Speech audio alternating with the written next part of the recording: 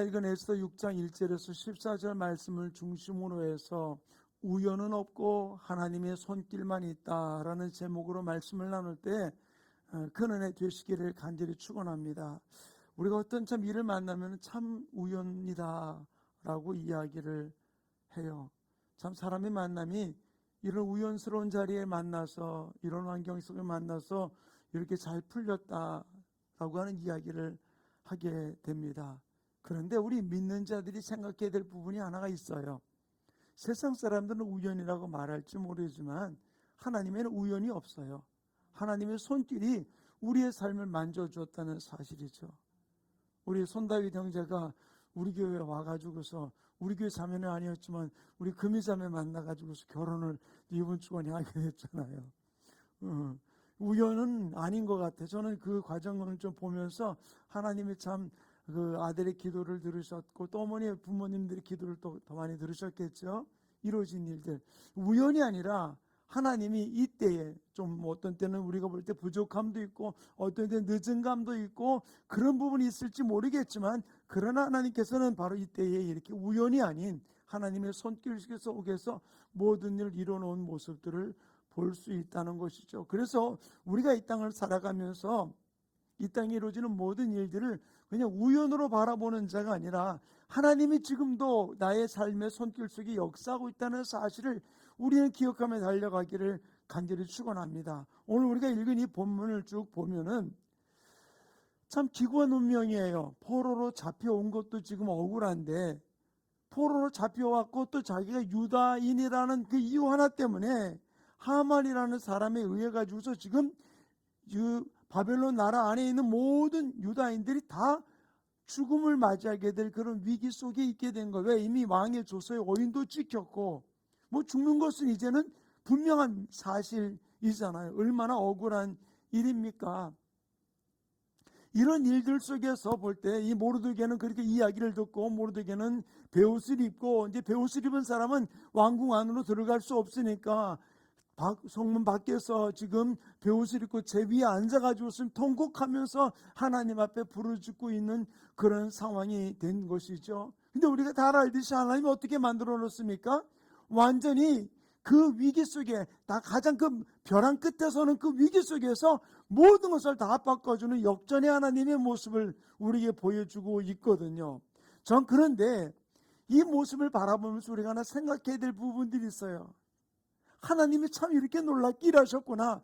에스더가 죽으면 죽으리라는 각오를 가지고 왕 앞에 나갔던 그의 믿음이 이렇게 됐구나 라고 하면서 우리가 에스더의 믿음을 폄하하려는 이야기가 아니라 에스더의 믿음만 좋은 것, 또 모르드게가 하나님 앞에 엎드려도 부분들, 예 맞습니다. 우리가 하나님의 뜻이 있지만 그러나 우리가 하나님 앞에 엎드리며 나아갈 때 그 모든 기간을 단축시킬 수 있는 부분이 분명히 이루어지게 되고 피해를 최소화시킬 수 있는 부분도 우리에게 이루어질 수 있는 것이죠.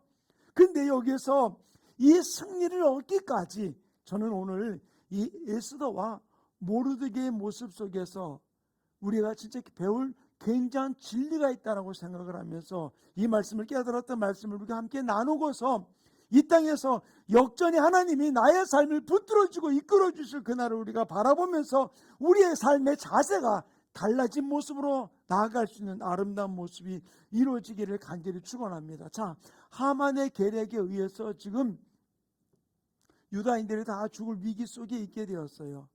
그런데 저는 이 하만 또는 에스더 모르드게의 모습을 통해서 하나님의 손길이 모든 것을 다 통치한다는 사실을 우리는 분명하게 믿고 그들만이 아니라 나의 삶도 우리 가정도 내 자녀들도 하나님이 통치하고 하나님의 손길 속에 있다는 사실을 우리가 분명히 기억하면서 나아갈 수 있는 하나님의 사람들 되기를 간절히 축원합니다. 이 일 속에서 이 에스더가 왕후의 위치에 있었잖아요.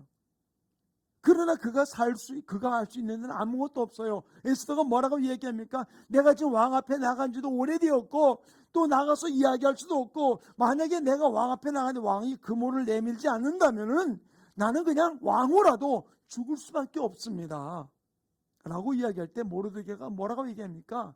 네가 왕궁에 있다가 너 혼자 살 거라고 착각하지 말아라.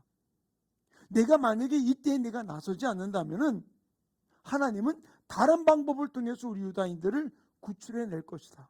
그리고 너도 결코 네 생명은 보존되지 못할 것이다 라고 이야기를 해요. 그때 에스더가 모르드게 이야기를 듣고 이렇게 이야기를 합니다. 우리가 읽었던 본문이지만 우리 4장 16 앞에 있었던 4장 16절 우리 한번 같이 읽겠습니다. 함께 합독합니다. 시작. 당신은 가서 수산에 있는 유다인들을 다 모으고 나를 위하여 금식하되 밤낮 3일을 먹지도 말고 마시지도 마소서. 나도 나의 시녀와 더불어 이렇게 금식한 후에 규례를 어기고 왕에게 나아가리니 죽으면 죽으리이다 하니라. 에스더가 금식하면서 죽을 각오를 가지고 왕 앞에 나가게 되었을 때 어떤 일이 벌어집니까?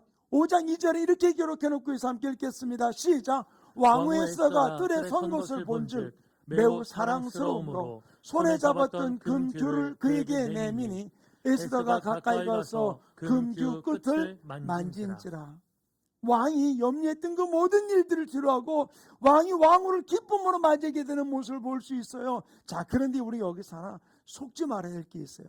마귀는 끝까지 우리를 넘어뜨리려고 뭔가 잘 풀어지는 것 같은 상황 속에서도 계속 우리에게 걸려 넘어질 수 있는 부분들을 만들고 있다는 사실을 알아야 돼요. 자, 왕이 기쁨으로 아내를 자기 왕후를 맞이하게 됩니다.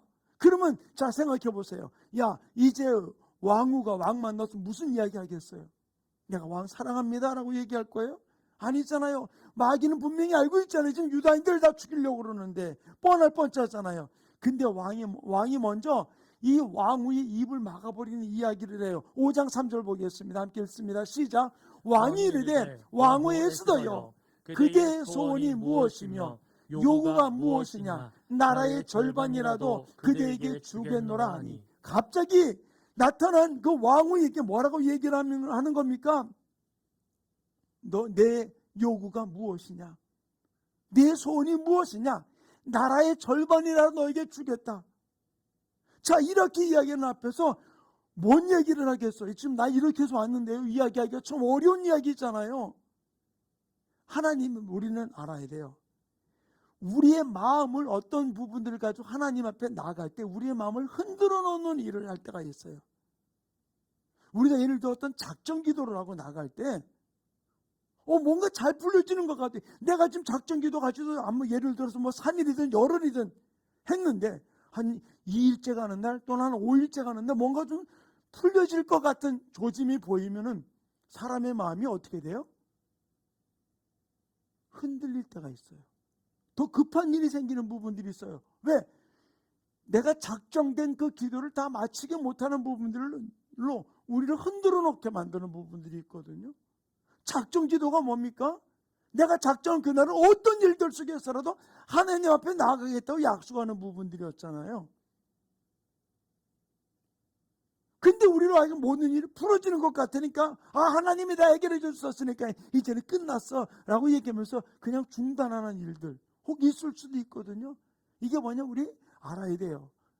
마귀가 우리로 하여금 끝까지 하나님 앞에 나아가지 못하게 방해하는 일들이 너무나 많이 있다는 것이죠. 지금 에스더가 나갔습니다. 나라의 절반이라도 주겠다. 옳지, 여기서 어떤 생각할 수 있을까? 야, 잘하면은 우리 유다인들 그 절반 나라로 내가 옮겨가지고서 내가 보호할 수도 있겠다 라는 여러 가지 생각이 올 수 있는 부분들이잖아요. 근데 여기서 생각하지 못했던 왕의 이야기와 또 왕이 백지수표를 준 거 아니에요? 네가 하고 싶은 대로 얘기하라는 거잖아요. 이런 상황 속에서 에스더를 흔들어 놓고 있는 일들 앞에 하나님께서는 이 에스더에게 지혜를 주면서 자기 잔치 자리에 왕을 초청하고 또 초청해서 온 왕을 대접을 하고 난 다음에 오늘 이야기를 하는 것이 아니라 그 다음날 또 이야기를 하겠다고 이야기하면서 다시 그 하만과 왕을 다시 초청하게 되는 일을 볼 수 있어요.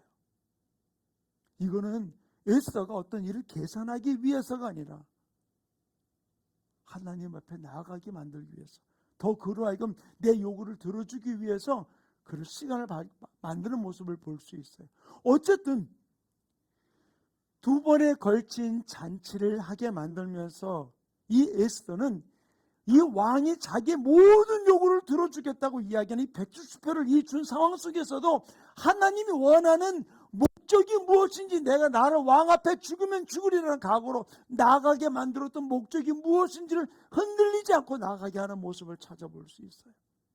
저는 이 모습을 보면서 하나님의 사람들은 작정했을 때 우리가 흔들리지 말아야 돼요. 하나님이 우리의 삶 속에서 일하실 수 있는 놀라운 기회들이 지금 주어지고 있다는 것을 분명히 알아야 돼요. 지금 이런 상황이 벌어졌을 때 대궐 문 앞에서는 어떤 일이 벌어졌습니까? 모르드게가 거기에 제 앞에 앉아가지고서 있고, 하만이 들어가더라도 모르드게가 한 번도 인사도 안 하고 꼿꼿하게 있는 모습을 볼 수 있었던 것이죠. 그래서 이 대궐 문 앞에 있는 모르드게를 바라보면서 하만이 뭐라고 얘기합니까? 에스더 5장 9절 한번 같이 읽겠습니다. 시작. 그날 하만이 마음이 기뻐 즐거이 나오더니 모르드게가 대궐 문에 있어 일어나지도 아니하고 몸을 움직이지도 아니하는 것을 보고 매우 노하나.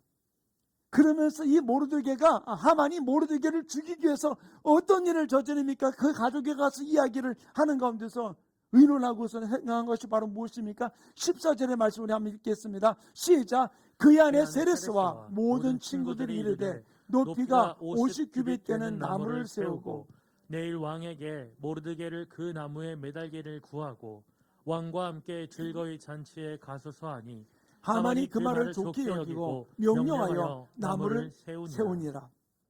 자, 한번 보세요. 마귀가 예수님을 십자가에 못 박아 죽일 때 얼마나 기뻐했을까요? 야, 이제는 끝났다. 이제는 우리가 이겼다. 제자 하나 속이니까 이런 일이 벌어졌어. 너무 신났을 거예요. 근데 몰랐던 게 있었죠? 예수님이 그 십자가가 결코 마귀로는 끝장내는 장소였었고, 우리 죄인에게는 새로운 생명을 열어주는 놀라운 축복의 현장이 됐던 것이잖아요. 역전의 하나님이었잖아요. 바로 이 하만과 그 무리들이 어떻게 했습니까? 저 모르드게를 아주 장대 높이 달고 왕에게 이야기를 하자라고 이야기했던 거 아니에요. 그럼 장대를 높이 달게 되었던 것입니다. 얼마나 지금 이 일 속에서 모르드게로서는 절제절명의 위기가 있는 것이에요. 자, 보세요.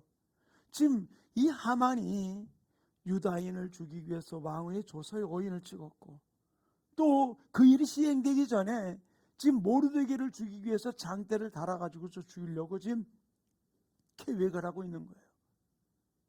이 앞에서 일어난 이런 상황들, 이유가 무엇입니까? 단지 딱 하나예요. 유대인이라는 이유 하나입니다. 뭐라 그랬습니까? 모르드게가 어떻게 되는 것을 보고 하만에게 그가 유다인임을 구하였다라고 그랬거든요. 이유 하나예요. 예수 믿는다는 이유 때문에 이들은 지금 억울하고 부당한 상황을 지금 맞이하고 있다는 사실이에요. 이 땅에 지금 우리가 예수 믿는다는 이유 때문에, 교회 다닌다는 이유 때문에 얼마나 많은 알지 못하는 핍박을 당하고 있습니까?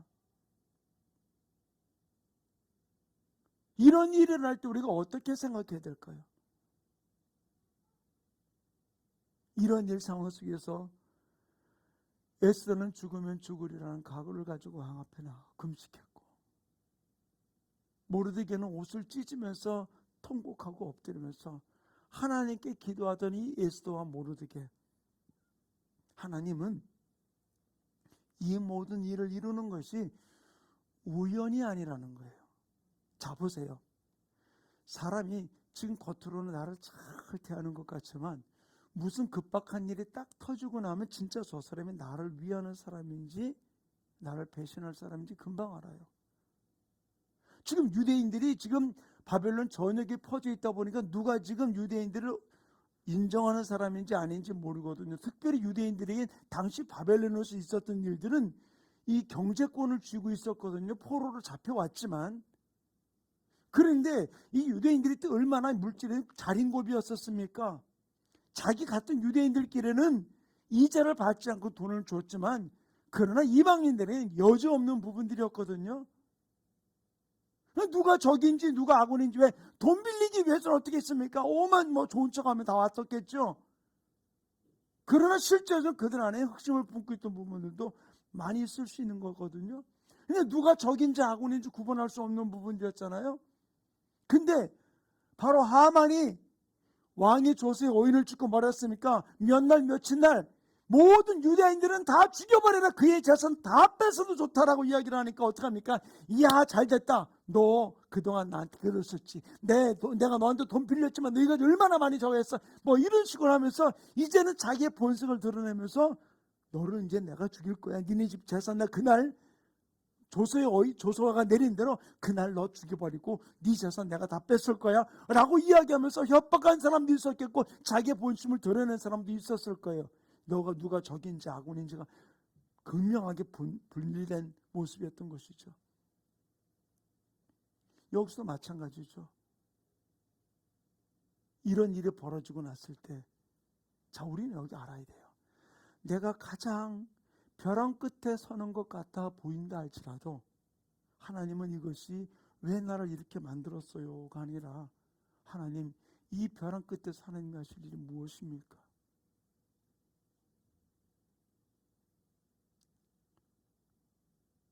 이 부분들 우리가 바라볼 수 있는 모습들이 이루어지기를 간절히 축원합니다. 그때 하나님이 놀란 일들을, 역전의 하나님이 놀란 일을 이루는 것이죠. 그래서 하나님 어떻게 일하셨습니까? 오늘 본문은 제가 지금 4장, 5장을 가지고 좀 말씀을, 앞에 부분 이야기를 드렸고, 오늘 본문은 것을 이렇게 시작을 하고 있잖아요. 에스더 6장 1절 한번 같이 읽겠습니다. 시작. 그날 밤에 왕이 잠이 오지 아니하므로 명령하여 역대기를 가져다가 자기 앞에서 읽히더니. 왕이 잠을 자지 못했어요? 잠을 자지 못한 게 우연일까요? 아우, 내가 오늘 커피를 좀, 아까도 우리 송 집사님 문자를, 목사님 커피 먹고 싶어요. 또 오늘 저 잠자다가 잘못 좀, 아이고 내가 오늘 목사님 커피를 마셔가지고 그러나?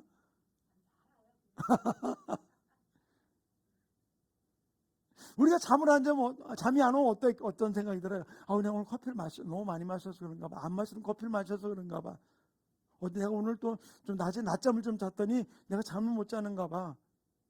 아니면 또 어떤 때는 그럴 때는 너무 피곤했는데 막 피곤해서 막 잠이 쏟아지는데 불구하고 설상 착 잘라고 그러면 또 어때요? 잠이 홀랑 달아나고 몸은 피곤한데도 불구하고 잠이 안 올 때도 있잖아요. 그러다 보니까 내가 오늘 그래서 그런가 보다, 이래서 그런가 보다 생각할 수 있어요. 근데 한번 여기서 가만히 보세요. 왜 이 왕을 잠을 자지 못했을까요?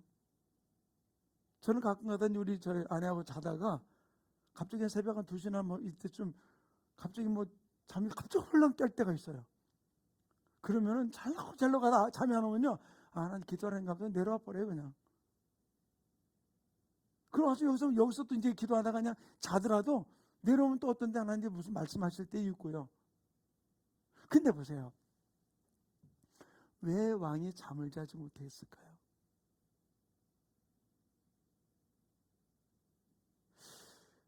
저는 한번 우리들 가운데 이런 일이 있을 때 한번 좀 생각해 보시길 바랍니다. 하나님이 잠자지 못하게 하는 이유가 무엇일까? 이 아하수에로 왕은 자기가 잠을 못 자는 걸 보면서 어떻게 이야기합니까? 6장 2절 이렇게 기록해 놓고 함께 읽겠습니다. 시작. 그 속에 기록하기를 문을 지키던 왕의 두 넷이 빅다나와 베레스가 아하수에로 왕을 암살하는 음모를 모르드게가 고발하였다 하는지라. 잠이 안 와가지고 역대 일기를 가져오라고 이야기하는데 하필 어디를 폈어요? 모르드게가 고발했던 그 장을 핀 거예요.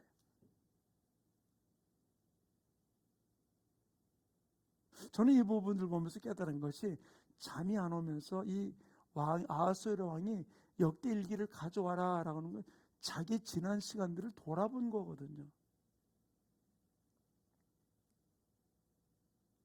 하나님이 어떤 때는 우리로 하여금 잠을 자지 못하게 할 때, 어떤 때 거기에서 우리가 어떤 새로운 비전을 주시기 위해서, 우리 앞길을 깨우쳐 주기 위해서 잠을 자지 못하고 기도하게 만드는 부분들도 있겠지만, 저는 이 아하수에로 왕의 모습을 가만히 볼 때 보면 지난 날을, 과거를 돌아보게 만드는 모습을 볼 수 있어요. 사랑하는 성도님, 하나님이 우리로 하여금 과거의 어떤 것이 기억나게 만들 때, 어떤 것이 기분 좋은 일도 있을 수 있고요, 기분 나쁜 일도 있을 수 있어요. 지난 과거의 어떤 아픔을 또는 기쁨을 기억나게 했을 때, 왜 하필 하나님께서 이 아하스웨로 왕이 옛날 일기를 가져와라라고 이야기하면서 하필 모르드게가 했던 그 부분들을 펼치게 만들었을까요? 저는 이게 어떤 내시가 한 것도 아니고 이 부분들 앞에 하나님의 손길이 이방 나라 왕과 내시들과 모든 사람들을 움직이고 있다는 사실을 우리는 기억하기를 간절히 축원합니다. 내게서 왜 이전의 과거 일들을, 아픔을, 어떤 때는 기쁨의 일을, 어떤 때는 아쉬움을 기억나게 하는 이유는 원망하라고 또는 불평하라고 누구를 탓하라고 기억나는 것이 아니라 그 일을 기억나게 하시는 하나님 앞에 하나님이 원하는 그분의 손길이 기억나게 하는 그분의 원함을 따라서 우리가 반응하고 움직일 수 있는 모습이 이루어지기를 간절히 축원합니다. 내 생각대로 움직이지 말고요. 아우 기분 나빠 죽겠어. 왜 자다 말고 그냥 이래가지고서 그 사람 생각이 나서 잠 홀랑 달아나게 만들면서 그냥 내 마음에 부글부글 분노가 올라오고 뭐 슬픔이 올라오고, 하나님이 나를 슬프게 하기 위해서 분노가 올라오게 하기 위해서 지금 그 일이 생각나게 했을까요? 아니에요.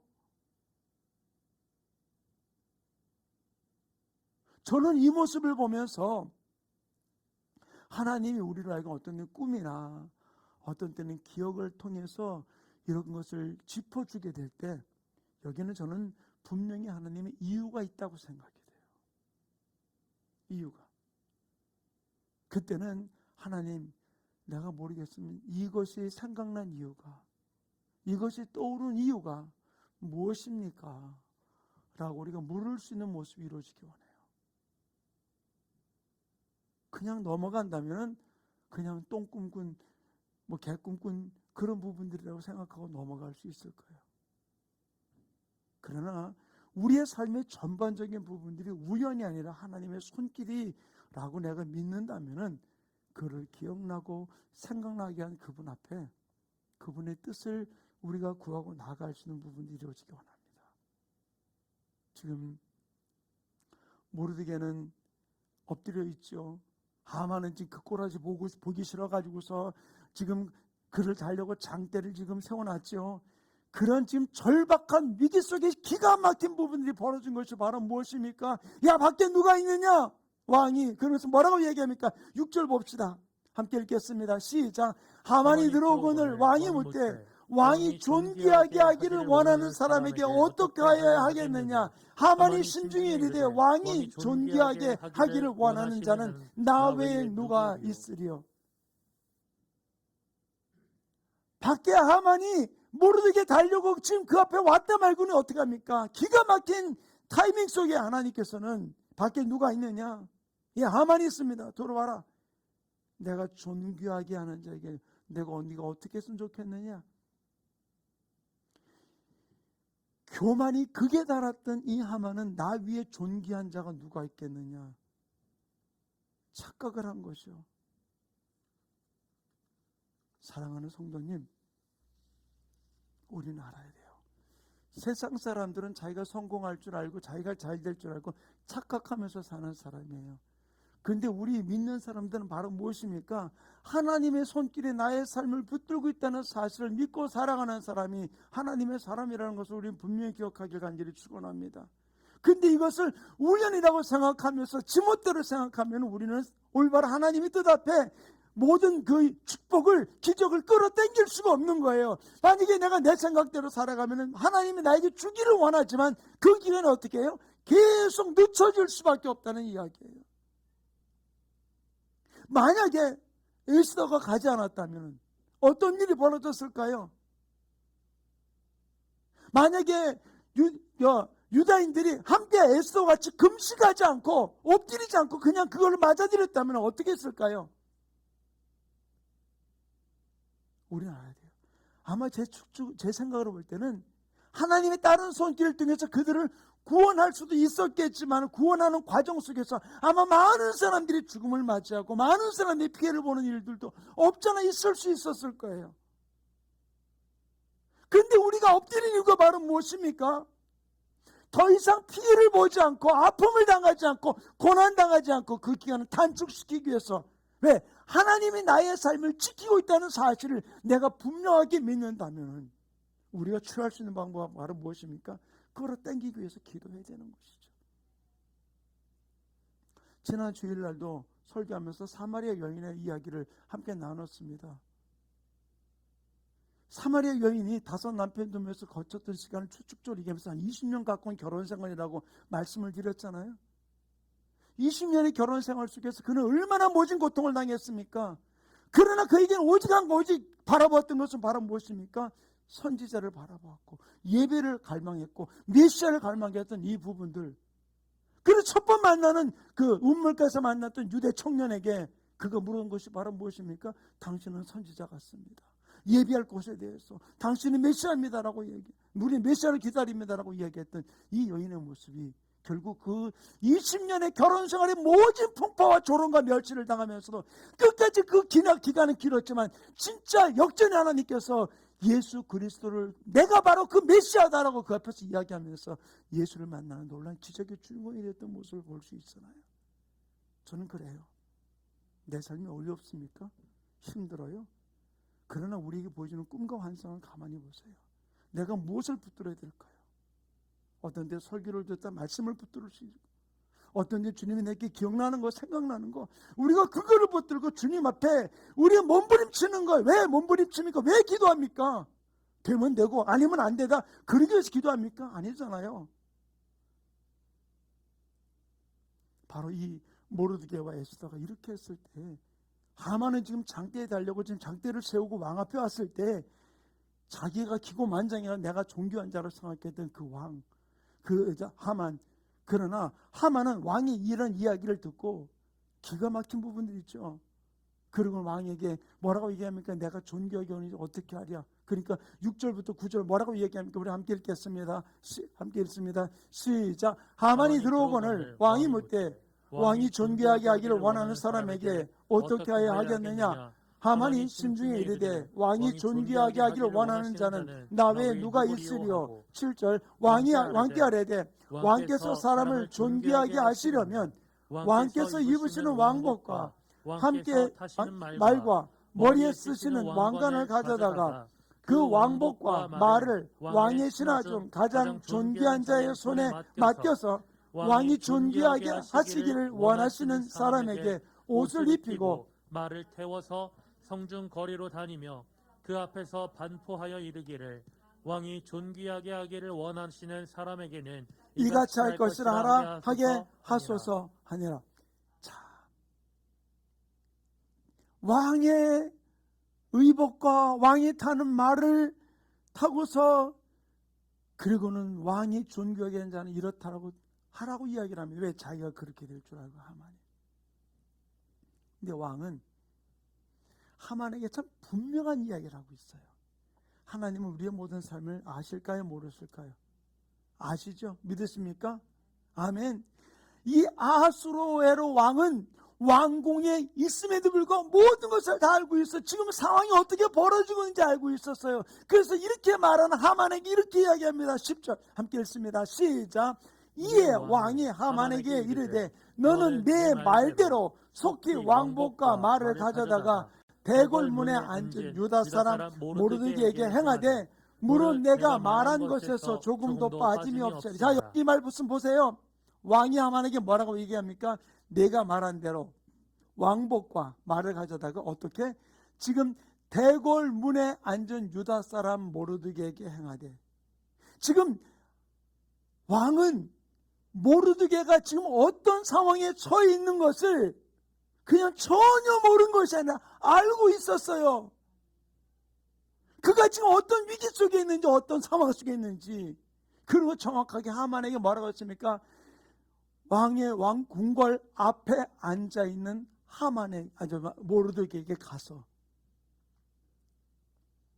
하나님은 내가 슬픔과 아픔과 고통에 홀로이 외로이 눈물 흘리는 그 자리에 주님은 알고 계세요. 그래서 우리 신음소리에도 응답하시는 분이시잖아요.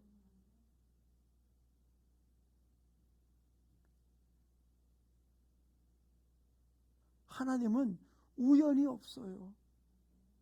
잠 못 이룬 밤도 우연이 아니었었어요. 이전 일기를 읽게 한 것도 우연이 아니었었어요. 마귀는 모르드게를 장대에 달려고 했지만 그러나 하나님은 그것을 바꿔버렸잖아요. 오히려 거기에 누가 달렸습니까? 이후에 보면 하만이 달렸잖아요.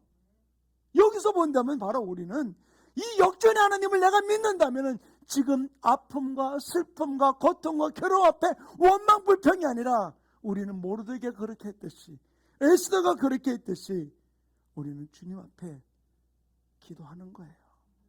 예배하는 거예요. 사마리아 여인이 그러했듯이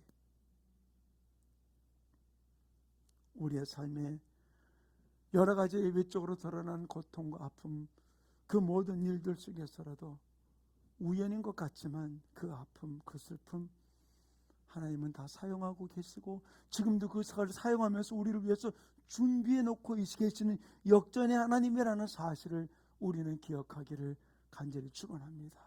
나의 삶에 아픔이 있다면 그 아픔만 힘들어하지 마세요. 원망으로 내 입에서부터 나가는 것이 아니라 내 신음소리도 해도 응답하시는 그분 앞에 우리는 감사로 찬양으로 영광 돌리시는, 우리 지난주 추수감사 예배를 드리면서 제가 드렸던 부분이 감사하는 자가 행복한 사람이라고 하는 설교로 내가 말씀 나눴잖아요. 사랑하는 성도님, 에스더와 모르드게에게 마귀는 계속해서 태클 건 게 바로 무엇입니까? 에스더는 이제는 죽으면 죽으리라는 각오를 가지고서 왕 앞에 나갔을 때 이 왕은 전혀 모르는 가운데 이 에스더를 세상 것과 저울질하게 만들었잖아요. 내가 왔냐? 무슨 소원이 있냐? 세상 반이라도, 이 나라 반이라도 내가 너에게 주겠다라고 이야기를 하잖아요. 그런데 그 모든 일들 속에서 에스더는 흔들리지 않았어요. 흔들리지 않고 죽으면 죽으려는 각오를 가지고 나아갈 때 하나님 놀랍게 하셨잖아요. 모르드게도 그렇잖아요. 보세요.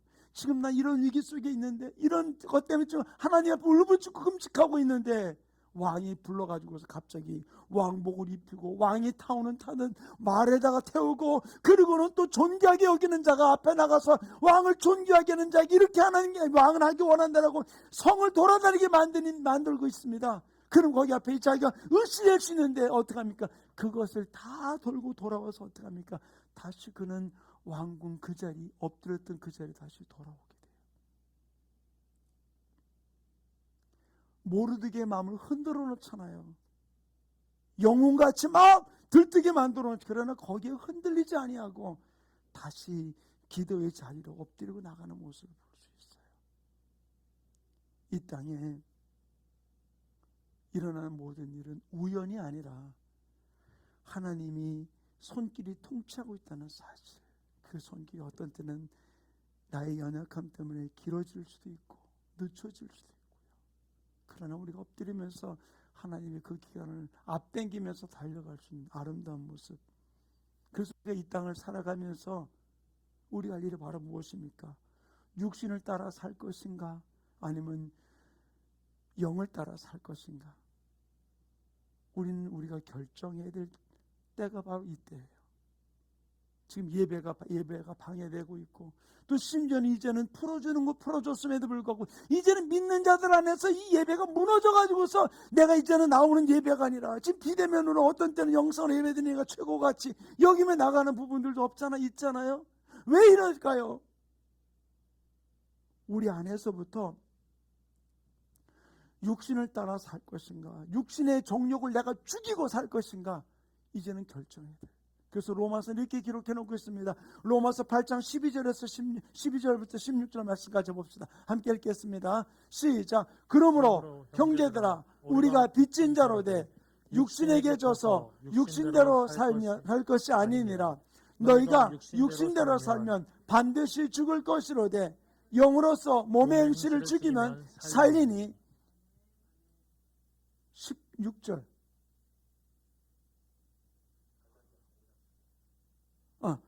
그리고 갈라디아서 5장 16절을 읽겠습니다. 시작. 내가 이르노니 너희는 성령을 따라 행하라. 그리하면 육체의 욕심을 이루지 아니하리라. 이 로마서와 갈라디아 말씀을 우리에게 이야기하는 것이 바로 무엇입니까? 육체의 소욕을 따라 살지 말라는 거예요. 육신대로 살면 반드시 죽을 것이요, 우리가 육체의 욕심을 이루지 아니하고 성령을 따라 행하라라고 이야기를 해주고 있는 것이죠. 바로 에스더가 모르드게가 그와 같은 삶을 살아갔던 모습을 볼 수 있어요. 지금은 하나님께서 찾으세요. 성령의 사람, 하나님 앞에 엎드리는 사람, 하나님만을 바라보는 사람을 찾고 있다는 사실이에요. 우리의 어떤 상황 속에서 우리는 내가 이제 주님 앞에 결정한 일, 환경 따라 흔들리지 않고 쉬지 않고 이 길을 가기를 원합니다. 이 길 가운데 내가 나아가기 원합니다. 언제까지? 내 소원 이루어질 때까지 아니라 천국이 임할 때까지, 주님 앞에 설 그날까지 끝까지 이 부분들 외치면서 부르짖며 달려가기 원합니다. 하나님 나를 붙들어 주시옵소서. 우리 아까 불렀던 찬양인데 우리 찬양 다시 한번 고백하고 우리 함께 기도하는 시간을 갖기 원합니다. 함께 이 찬양 고백하고 기도하겠습니다.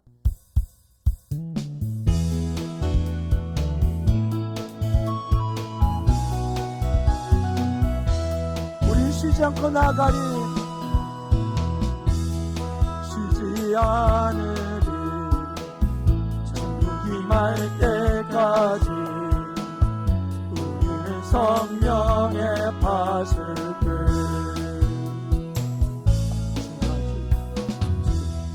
주신 마음으로 무릎 꿇고 엎드려 하늘에 주께 기도하리.